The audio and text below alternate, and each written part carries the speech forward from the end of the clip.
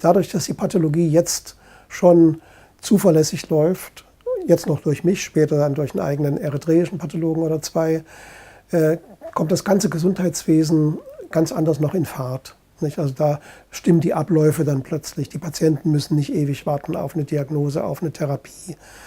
Und das sind Sachen, die mich persönlich sehr zufrieden machen, aber die auch die eritreischen Ärzte sehr zufrieden machen.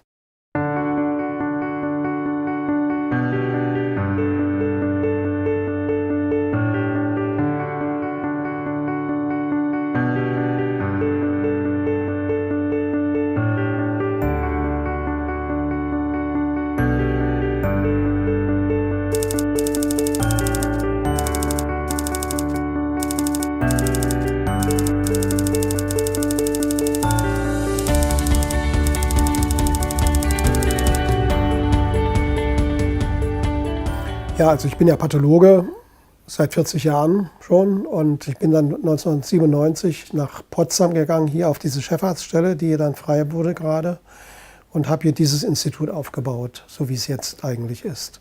Als ich dann hier in Potsdam angefangen hatte, da war eben ein HNO-Arzt, der Chefarzt Markus Junge-Hülsing, der einen Verein gegründet hatte mit dem Professor Stennert aus Köln.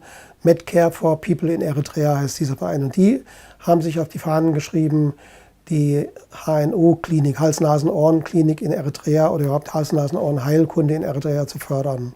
Und da bin ich 2012 das erste Mal runtergefahren zu Ostern, dem National Health Laboratory, das ist das oberste Labor von Eritrea, auch für klinische Labor, für Tuberkuloseforschung und so.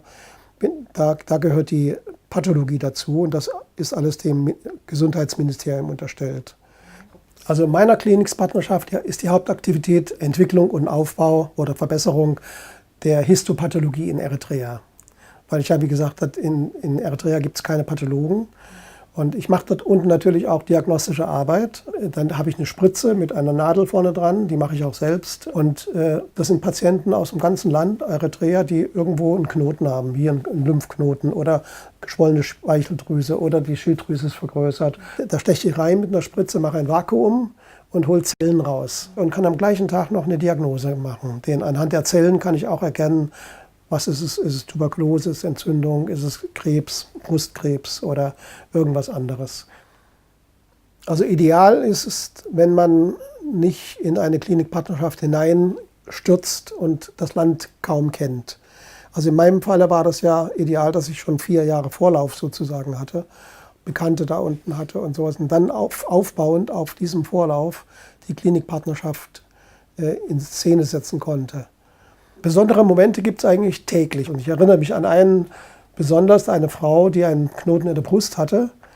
Und da habe ich eine Punktion gemacht und habe dann gesagt, das ist Brustkrebs, Sie haben Brustkrebs. Und da war die Frau so glücklich, da hat die Familie mich zum Mittagessen eingeladen, dann in ein Restaurant da in der Nähe, weil die Diagnose wussten. Die wussten vorher nicht, die hat irgendwas wächst bei ihr in der Brust. Und sie war plötzlich glücklich, dass sie wusste, was das ist. Und das sind so Erlebnisse, die man dort eigentlich immer wieder hat.